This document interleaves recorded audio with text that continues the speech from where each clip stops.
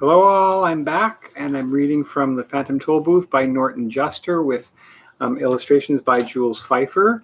And today is Chapter 8, The Humbug Volunteers.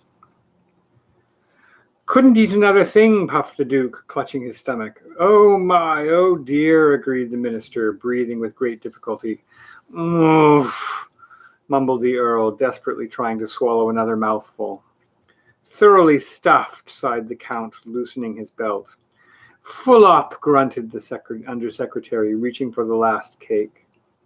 As everyone finished, the only sounds to be heard were the creaking of chairs, the pushing of plates, the licking of spoons, and, of course, a few words from the humbug. A delightful repast, delicately prepared and elegantly served, he announced to no one in particular. A feast of rare bouquet. My compliments to the chef, by all means. My compliments to the chef. Then, with a most distressed look on his face, he turned to Milo and gasped, Would you kindly fetch me a glass of water? I seem to have a touch of indigestion. Perhaps you've eaten too much too quickly, Milo remarked sympathetically.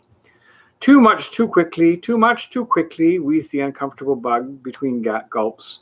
To be sure, too much too quickly.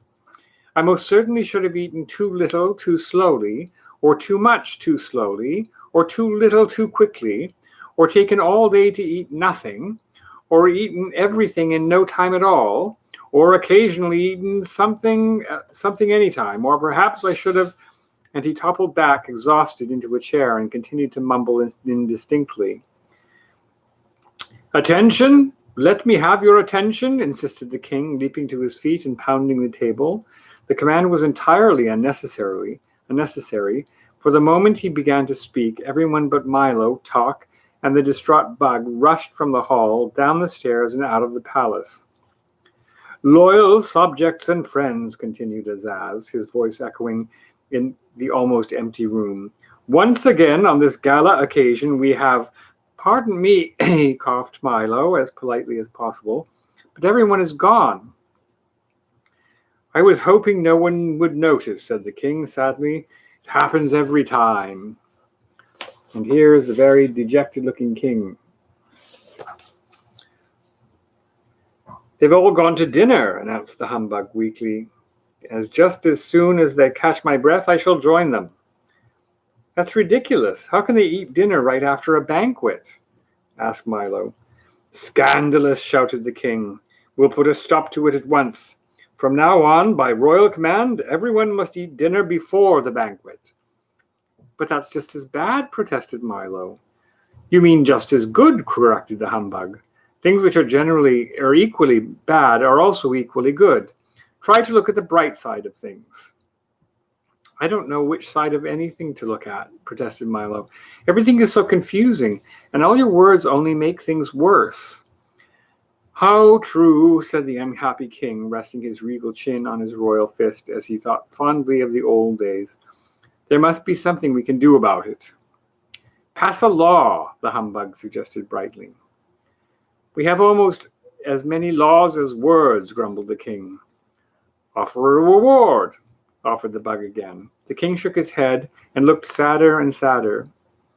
Send for help, drive a bargain, pull the switch, file a brief, lower the boom, tow the line, raise the bridge, bar the door, shouted the bug, jumping up and down and waving his arms. Then he promptly sat down as the king glanced furiously in his direction. Perhaps you might allow rhyme and reason to return, said Milo softly, for he had been waiting for just such an opportunity to suggest it. How nice that would be, said Azaz, straightening up and adjusting his crown. Even if they were a bother at times, things always went so well when they were here. He spoke as he leaned back on the throne, clasped his hands behind his head, and stared thoughtfully at the ceiling. But I'm afraid it can't be done. Certainly not. It can't be done, repeated the humbug. Why not? Asked Milo. Why not indeed? Exclaimed the bug, who seemed equally at home on either side of an argument. Much too difficult, replied the king. Of course, emphasized the bug, much too difficult. If you could if you really wanted to, insisted Milo. By all means, if you really wanted to, you could, the humbug agreed. How? asked Azaz, glaring at the bug. How? Inquired Milo, looking the same way. A simple task, began the humbug, suddenly wishing he were somewhere else. For a brave lad with a stout heart, a steadfast dog, and a serviceable small automobile. Go on, commanded the king. Yes, please, seconded Milo. All that he would have to do, continued the worried bug, is to travel miles of harrowing and hazardous countryside into unknown valleys and uncharted forests, past yawning chasms and trackless wastes, until he reached Digitopolis, if, of course, he ever reached there.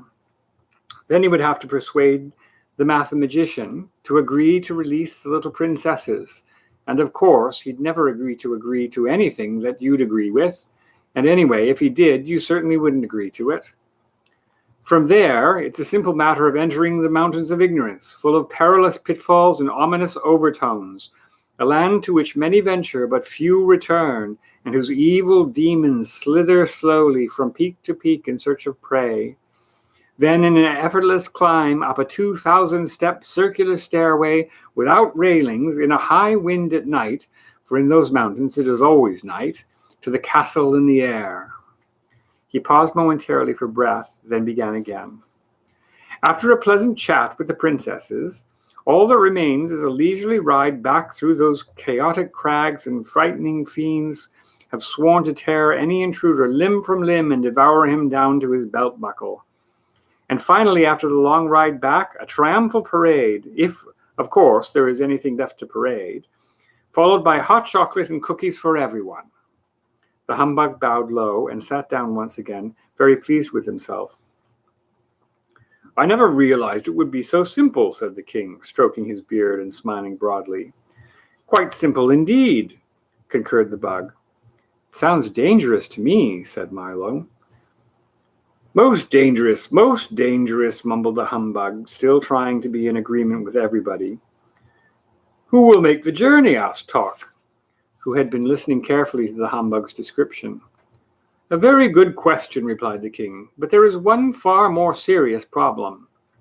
What is that? Asked Milo, who was rather unhappy at the turn the conversation had taken. I'm afraid I can tell that tell you that only when you return, cried the king, clapping his hands 3 times.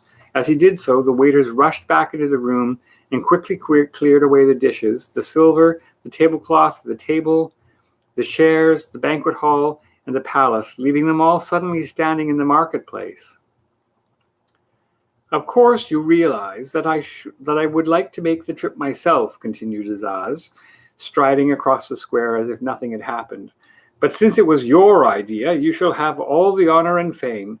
But you see, began Milo, Dictionopolis will always be grateful, my boy, interrupted the king, throwing one arm around Milo and patting Talk with the other. You will face many dangers on your journey, but fear not, for I have brought you this for your protection. He drew from inside his cape a small, heavy box about the size of a school book and handed it ceremoniously to Milo. In this box are all the words I know, he said. Most of them you will never need. Some you will use constantly, but with them you must ask all the questions which have never been answered, and answer all the questions which have never been asked. All the great books of the past and all the ones yet to come are made with these words. With them there is no obstacle you cannot overcome. You must learn to do is use them well and in the right places. Milo accepted the gift with thanks, and the little group walked off to the car, still parked at the edge of the square.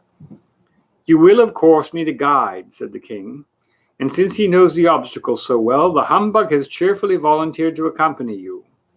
Now see here, cried the startled bug, for that was the last thing in the world he wanted to do. You will find him dependable, brave, resourceful, and loyal, continued Azaz, and the humbug was so overcome by the flattery that he quite forgot to object again. I'm sure he'll be a great help, cried Milo, as they drove across the square. I hope so, thought Talk to himself, for he was far less sure. Good luck, do be careful, shouted the king, and down the road they went. Milo and Talk wondered what strange adventures lay ahead. The Humbug speculated on how he'd ever become involved in such a hazardous undertaking, and the crowd waved and cheered wildly for, while they didn't care at all about anyone arriving, they were always very pleased to see someone go. And that's the end of chapter 8. Hope everyone's doing well. Hope you enjoyed the reading. If you did, please hit like and subscribe. And you can always hit the notification bell to see when I'm going to be on again. And hope everyone's doing well and having a good weekend.